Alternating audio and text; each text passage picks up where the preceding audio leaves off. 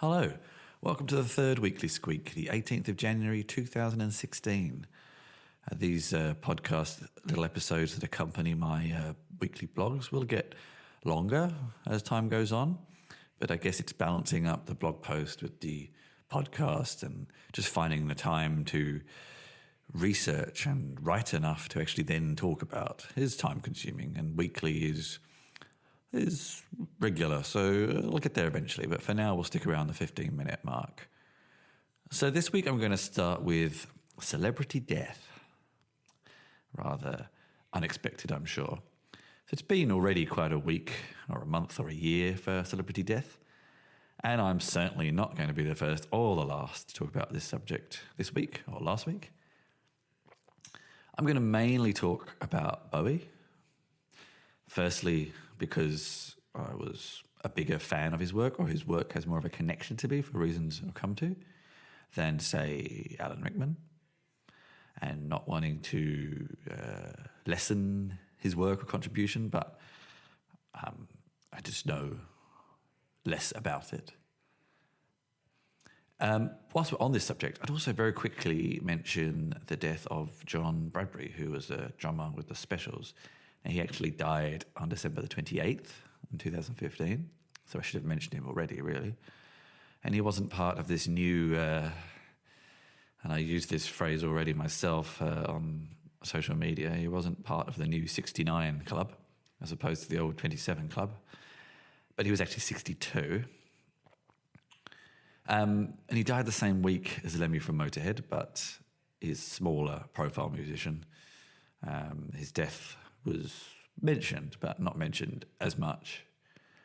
And I'd like to mention it because the Specials were one of the most influential bands to my musical life, and remain one of my favourite bands. John was a phenomenal drummer, very solid drummer all of his life. Also very solid in terms of played with the band, never left the band, despite all their ups and downs and changes of lineup and things like that. He influenced a lot of players, a lot of drummers, not just ska drummers, mention him as a drummer they like to emulate. And he took the sort of ska drumming, which, you know, is hard, but can be quite limited in style. And he added jazz, lounge music, and even sort of experimented with some early like jungle-style rhythms, and bringing the, say, rather generic ska drumming into a more mainstream sound. I say the Specials were an influence to me musically. Anyone who knows any of my musical output will know that, well, it's never really been any ska music. I did start playing in a ska band in Melbourne that never really went anywhere on guitar, which was fun. But it was more that the Specials influenced me to get on stage in the first place, from their attitudes, their political attitudes, the motivations. Sometimes musicians have an influence that gets you wanting to be a musician. It doesn't necessarily influence your music, but it's what got you there in the first place. And I love watching the live clips and reading about the very brief but interesting history of the band. So they were very influential to me. And interestingly, something I found out sort of a couple of years after I started playing was they were also a favourite band of my mum's when she was pregnant with me. And she would listen. I was born in the summer of 1981, which is when Ghost Town was number one. I think it might have even been number one when I was born. The hot summer of 81 and the Brixton riots and things like that. And it's very interesting to kind of know that it's a band that's sort of been with me from the beginning, literally from the beginning. So, yeah, they have that sort of certain place in my life as well, which I find interesting. Which now brings me in a very roundabout kind of way to talking about Bowie. And it might seem very strange segue, but there is a justification for it. And to be honest with you, I've not typically been affected by celebrity deaths. And in fact, I've never been very affected by death. My aforementioned mother died when I was very young. And so death to me has always been a bit of a inevitable event that maybe I've never been particularly emotionally bothered by, which is sometimes a positive, sometimes a negative. But anyway, especially celebrity death.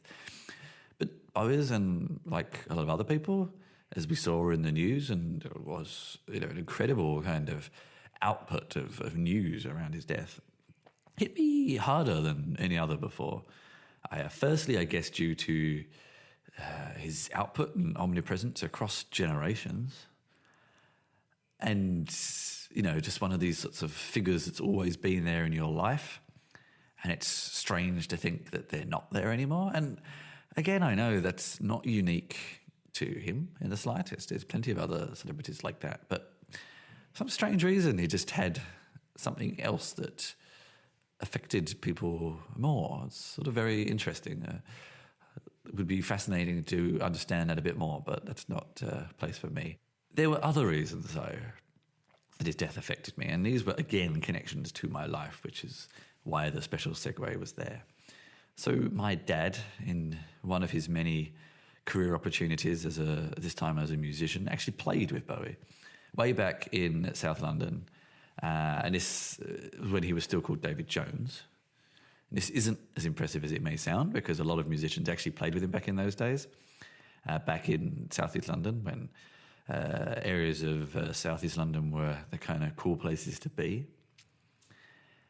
But this connection and his connection to my kind of hometown areas of Brixton and South East and South West London made everything feel kind of a lot closer. It sounds strange, and maybe I'm not sure if I'd have the same feelings when the Rolling Stones go, because they're from the same sort of areas. But so it was that. But also it affected my dad because of this familiarity, loose familiarity he had, and he's also hitting 69 in a few weeks. It started making him feel sensitive and vulnerable, and he's been increasingly speaking about his own death the past few months, and like making funeral arrangements and things like that, which is, despite what I said about my attitudes to death, it's always a rather odd and awkward conversation to have. So it's kind of why it hit me harder. And yeah, it's strange. It's not a feeling I've ever really had before. And yeah, I can understand now more how people have felt in the past. I mean, generally I've dismissed people's outpourings to celebrity deaths. I could sort of understand it now. Because, yeah. Anyway, I'll come back to that topic. Just sticking on the artist thing, it made me wonder which artists of our generation, when I say our generation, well, I'm 34, so I guess I'm talking sort of 90s, 2000s, will receive as much adulation and celebration in their deaths. I find it hard to think of anyone, I must admit, who will have the same impact. There's musicians who were famous for a period of time and who are still famous. But I find it hard to think that there will be someone from our generation that in 40 years... It's hard to know, of course, because we don't know what they're going to do yet. But I feel like the sort of creative world has changed, and maybe there isn't even a space to create people like that anymore. But we'll see. And I'd be interested to hear your thoughts. Like, who alive and creating today do you think could, maybe should even, receive the same response if they died in the next 10, 20 years? And be realistic here. Think about the sort of the outputs and influences of some of the people we've mentioned in this podcast so far when you give me feedback on who you think it could be. And rounding up this sort of segment, the cult of celebrity death, I say this is the first time I sort of understood it. It's a human trait. One of the first civilization advances. And I learn a lot about civilization history from playing Civilization, of course. And I'm not being stupid there. I mean, it's actually quite an accurate, clever game. I think in the early versions anyway, is when you start creating ceremonial burial and things like that. It's a sign that we treat each other as more than just a sort of unit in a species. So being affected by death is something we should do. And if there are people in the world who have an impact on our lives, even if we don't know them. That's why they made that impact in the first place, to affect people, to affect lives, to make change. So if that change affected your life, of course you will feel upset when they die. And again, it's only really this week that it sort of hit me more, and I understand it a bit more. And there's obviously celebrities and famous people who I don't understand why people would be so upset over. But I suppose at least I can identify and understand why they might. So anyway, let's move on from human death to maybe the death of other things. It's going to be a fairly weighty episode, I think. This is around, and maybe this is a bit clickbaity, but it just sparked some thoughts in my head, which are not fully formed yet. But the news this week of Netflix starting to crack down on VPN users, and hands up, I am one, for reasons I will explain. And this news, to me, feels different on many levels. So firstly, I'd like to look at how it affects the life of, say, digital nomads like me. And I'm not saying that this sort of existence is dead, not at all, but there's been a few negatives against it recently. And we have to bear in mind that whilst to people, lots of people probably listen to this podcast and reading this blog, this sort of digital nomadic lifestyle seems pretty normal now and not unusual. To a lot of people, to a lot of the mainstream, it is still unusual. And I've learned this, that, governments most aren't really geared towards this way of thinking. Government policy, government bureaucracy isn't really geared towards people who don't decide to stay somewhere. And this is manifested in things like healthcare and pension schemes and insurance and stuff like that. And this is a whole other factor that people who lead this lifestyle, we probably don't think about, but we should think about at some point, is when we get to 65, 70 plus, what do we do then? And I mean, personally, I haven't given it any thought, and I'm sort of just living for the moment. And I think that's a common element amongst a lot of people in our generation, that we're not thinking about that stuff. What the point is our perspective. And I kind of agree, but it's something to think about. And this is what governments are usually set up to do, is to support in inverted commas people throughout their lifespan. And if you jump from government to government to government to, from country to country in a life, you never really build up enough credit in any one place to have those options later in life. But anyway, I've digressed slightly. And whilst there's a lot more serious topics around this as well, like the continuing strengthening and closing of borders at the moment, especially here in Europe, has sort of also hindered the ease of a digital nomad's life. Like, it's still not, of course, impossible, not at all, but it's getting harder and more questions will be get asked. And sometimes to a lot of government officials, what are you doing here, being answered by, I'm just coming for a couple of months, is not actually a satisfactory answer. I even discovered this sort of when I moved beyond my first 3 months here in Germany. It's like there is no box that you can tick that says, I don't have any work in your country, but I have money and don't intend to use your system at all. I don't intend to claim any benefits. Like, to us, that's a perfectly legitimate lifestyle choice. Like, I have money coming in. It's not from a job in your country, but I don't intend to abuse the system in any way. Let me in. To us, that may seem like a fairly satisfactory statement, but to a lot of governments, it isn't. So we have to bear that in mind. But anyway, it got triggered by these thoughts about Netflix cracking down on VPN usage. And they're very different topics, of course, but they represent this way that maybe the world is slowly turning against this nomadic way of life. And we have been, in fact, incredibly lucky over the past 20 years. Firstly, with the sort of widespread free, and I use this in terms of free reign, like pretty much able to do whatever we want on the internet. Fairly open travel possibilities. and a widespread attitude that people moving around is a good thing. It is good for economy and stimulating education and exchange and things like that. And for those of us who like to take advantage of this sort of lifestyle and who don't really consider ourselves or identify ourselves as being part of any particular nation, citizenship, or home, it's a question I often get asked a lot, is where are you from? And I don't really know what to say to people anymore. It's like, I can tell you where I was born, I can tell you what my passport says, but that doesn't necessarily describe where I'm from, or where I am. And even in the sort of tech world, sometimes when you say, I'm from Berlin, and they look at you like, what? You don't sound German? What do you mean? And it's, these notions of home and citizenship are still quite old-fashioned in some respects. But for people like us, I think I include myself in this, the internet has actually been a miracle for us to live this sort of lifestyle.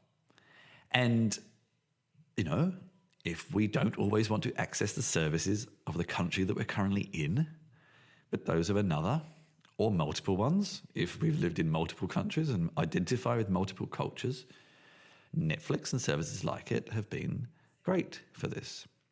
And using a fairly simple to use VPN or similar service, so we could switch backwards and forwards to suit our cultural requirements. And also bear in mind, like mixed couples with people from two different backgrounds living in a third country. That's a classic example. VPNs and Netflix suited this lifestyle very well.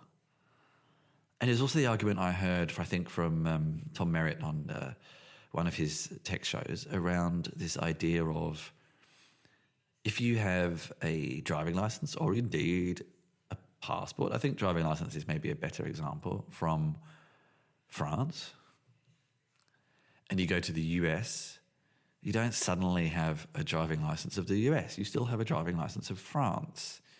And maybe digital services should be considered in a similar way.